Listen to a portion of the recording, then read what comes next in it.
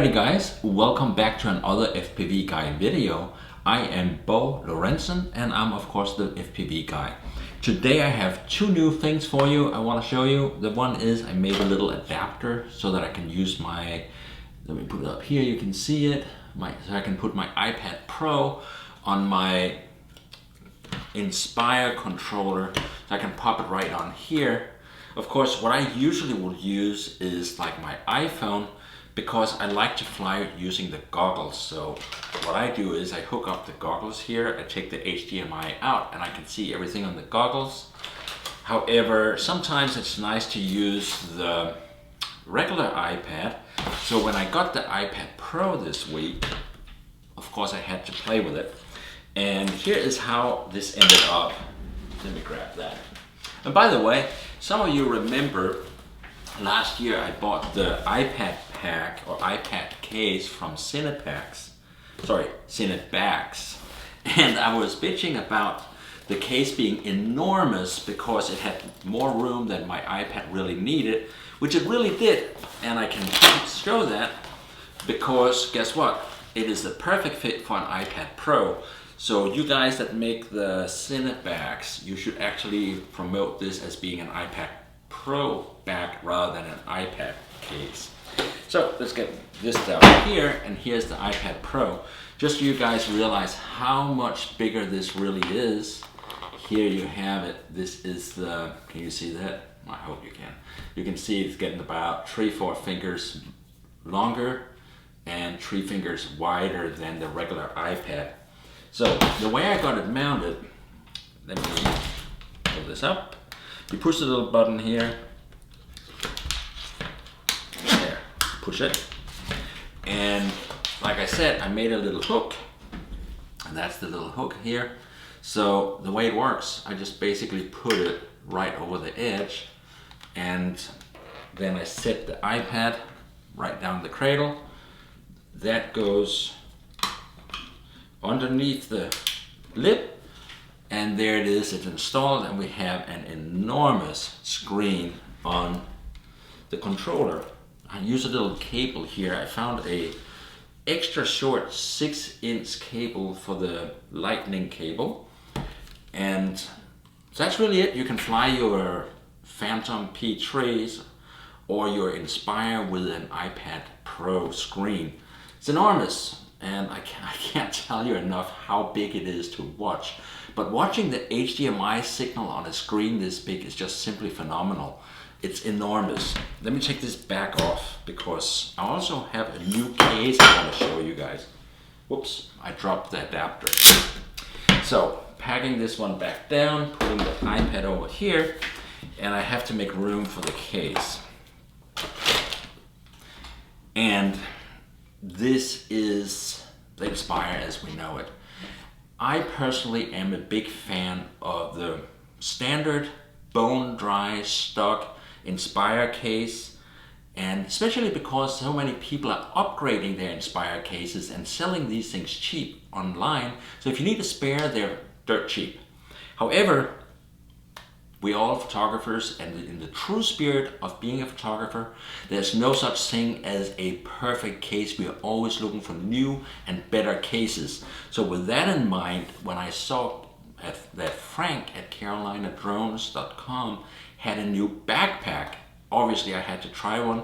It cost me about $250, so I ordered it and I just got it this week. So far, I'm really loving it. Let me make room for it and I'll show you what we got. Where'd it go? Okay, out here. Here is the case. So the first thing you need to notice is the arch of this case. From here to here is about the same thickness as a regular Inspire case. However, it's essentially like it has been bent, and that allows the Inspire to travel in the flying configuration rather than flattened out in the travel configuration.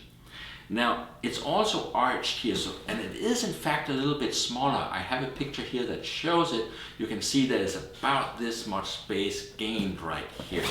Now, turning it around, it's about the same thing. And the next thing we want to look at is here On this side, we find the straps. They're plenty solid attached up on top here. But if this was a backpacking review, these straps would not get high marks. They're simply too thin. However, a fully loaded Inspire case is not that heavy.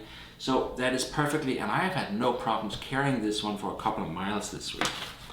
The other thing is it has a little chest strap right here so that you can attach these across your chest if you're gonna go longer, but I didn't find it made a big difference. Up on top here is a carry handle, and of course there is a tag. It's called an InsPack.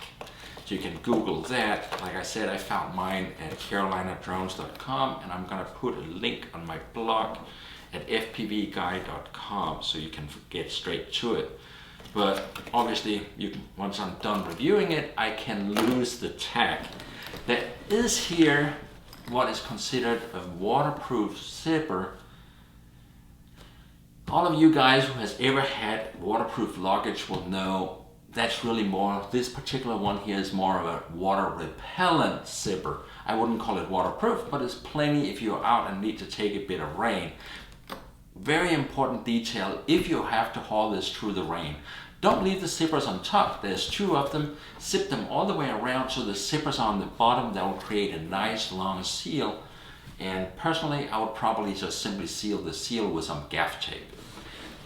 Anyway, moving on real quickly, on the front here, or on the top of it, there is an Inspire logo. How cool. And on the bottom there is some big knobs so it will stand up, and it stands really nicely. Let me get this unzipped. The zippers comes all the way down the bottom here, all the way around. So there you go. Let's crack this open. And here you can see what we got. Importantly, I'm going to hold this up for a second. Over on the far side here, if you can see that, is a big bin where we can fit an iPad. There's room for 2 remote controls. And notice this enormous hole right here. It is actually possible to drop the Inspire into this case with the camera installed. And that right there makes it a very interesting proposition, because right here is a hole that was meant for the camera case. This is the camera case, and that will fit right in here. Something like that. There you go. Except you don't need it, and that benefits us because we can get more batteries in. The reason I'm saying you don't need it is because I don't think I'm going to put this on an airplane or put this in as checked baggage. So I don't need super protection for the camera when backpacking, because I'm going to be the one carrying this, and it also has a ton of black foam around here to protect it. So basically, let's get this thing loaded up, and I know you can't see all of it, so I'm going to tell you what I'm doing. I took my Inspire case and I emptied it all out, and I have it on the table here, so I'm just going to take everything that I usually have in my Inspire case that I would be throwing in the passenger seat of the car. I emptied it upside down, it's on the table, and we're going to start dropping it in here. So first of all, here is the controller, along with my USB, my 6-inch USB lightning cable. Dropping that down there, it's in place. We're going to use the other controller hole for my Fat Shark goggles.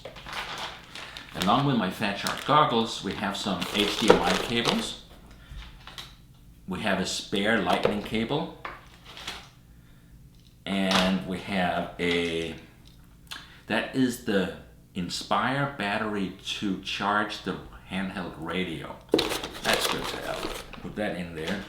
And finally, there's a battery. I use these ones here because I think this is a 3S. I don't like the 2S batteries from Fat Shark. The 3S just gets me all the way through the day. So one of those, and the Fat Shark goggles on top, and they're gonna come right down there like that. So they're in. Up here in the lid, we've got room for propellers, and I ended up laughing at myself when I started counting the propellers out of my case, because I found I had an uneven number. So here is a full set. 1, 2, 3, 4, 2 of each way. Let's stick them down here.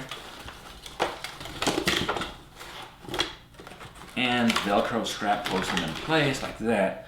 On the other side, now here's the funny thing, I had one spare back, and then I had one balanced spare. So those can go in the same hole on the other side.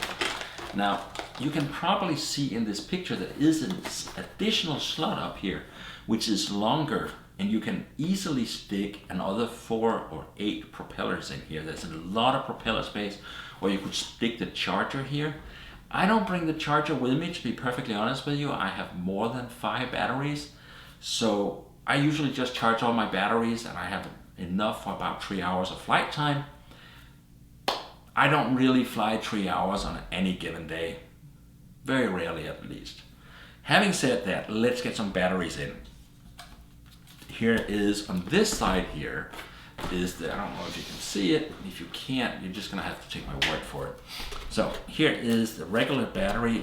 On this side, they have made single battery holes. There. On the other side right here, try to move that again. I keep feeling I should move it so you can see better. This big hole here turns out that it will take 2 batteries. Right there. And now we're kind of coming up to our missing Inspire. So I'm grabbing my Inspire and turn the camera this way so that, make sure you have this thing in the back. And guess what? There you go. I cut a little bit of extra soft foam, and I put it in front of the camera so that when I carry it, the camera is resting, the nose is down on the aircraft, and the camera is resting on a little extra soft foam that I put in this side of this cavity. There's a hole up here that you could put some things in, and here's another battery. So I am gonna just drop that into the Inspire. Make sure you don't move the Inspire with a hot battery. Make sure it's turned off. And like I said, this space here is actually for this case, except I'm not gonna bring it with me. What I am gonna bring with me is I use these Polar Pro filters, and I don't know if you have seen them. This is actually a Phantom 3 kit, but this is what the cases look like if you shop for these on the internet. The Polar Pro filters are brilliant. I'm not so much into, some people shoot everything with ND filters. That doesn't do much for me. What I like to use is the graduated, and you can see here how these filters on top are dark and on the bottom they're clear. And here's a blue one and a tobacco one. The ND filter, the graduated ND filter from Polar Pro is my go-to filter. The reason is simple. Let me explain that. So, before I explain it, they each have a little bag. So we're gonna throw them in here in the big hole. And so, Polar Pro filters, the graduated ND filters, they are historically in photography and filmmaking one of the go-to filters. The reason is when you have a big landscape and you have this bright sky, when you expose for the landscape, the sky burns out. So you simply put a graduated filter on the camera. Now you bring down the sky by darkening it, but you have not darkened the base. And that is much more effective. Some people use like polarized filters. I'm like, really guys? Polarized filters only work in 90 degrees to the light source. That's a generalization. It works in more angles, of course, and before you guys flame me and tell me that, I do realize that. But generally speaking, to have a really effective polarized filter, you need to have the light source, the sun, to your right or left shoulder. Then you're gonna really smack it down. The difference with an ND filter is you don't need the sun on any position. Anytime there's a bright sky, an ND filter smacks down the sky and leaves the ground alone. So that works really good for me. There is limitations. One of them is, of course, that the center line of that filter is about halfway, a little over halfway. So you see more ground than sky by a little bit, but you couldn't look straight down and you couldn't have just a little bit of ground because then you wouldn't see it. Enough about that. I find I always need a screwdriver to tighten the mount on the controller. I always travel with an extra charger for my iPhone. And I also, because I don't really like the quick locks for the Inspire, and I'm actually one of the crazy guys that use the original propellers, I just tighten them down hard and I put a lock on it. So I always have a bag of the locks. Then I have the back with spare dampers for the gimbal. I don't see that I will be using them because since the spring, when this thing came to me first, I have not actually used a single spare damper. This thing has not crashed, it has behaved exactly as I expected. Finally, the phone goes in my pocket, but the big pocket right here will actually take my iPad Air 2. Now, it's not totally true. The iPad Air 2 does fit mostly. It is short, maybe 1/8 of an inch. So what you want to do is you want to measure where it hits here, and you want to take like the end of a pencil, the rounded end of a pen or something, and press the styrofoam in a bit on this side and also on this side, so that you get a better fit. Oops, I'm hitting my model airplane here. And that way, and make sure that in the ends, you know where the power button is, that there's a little extra space so that it doesn't turn the iPad on and off while you're traveling. That's about it. I have a lens cleaner with me, and we're ready to go. That's everything I usually haul with me when I go to shoot with my Inspire. So that's it. The products I had in here, of course, was my ND, graduated ND filters. I love those suckers. And the other thing is the new InsPack, available from carolinadrones.com, and I paid $250 for it. And that's about it. I'm gonna close this thing up, put it over here. Thank you so much for watching, and I look forward to see you guys again. Before I leave, I have to say, Stephanie in Colorado, thank you for watching me, and thank you for subscribing. Everybody else, thank you for subscribing also. And I'll see you on the next FPV Guy video.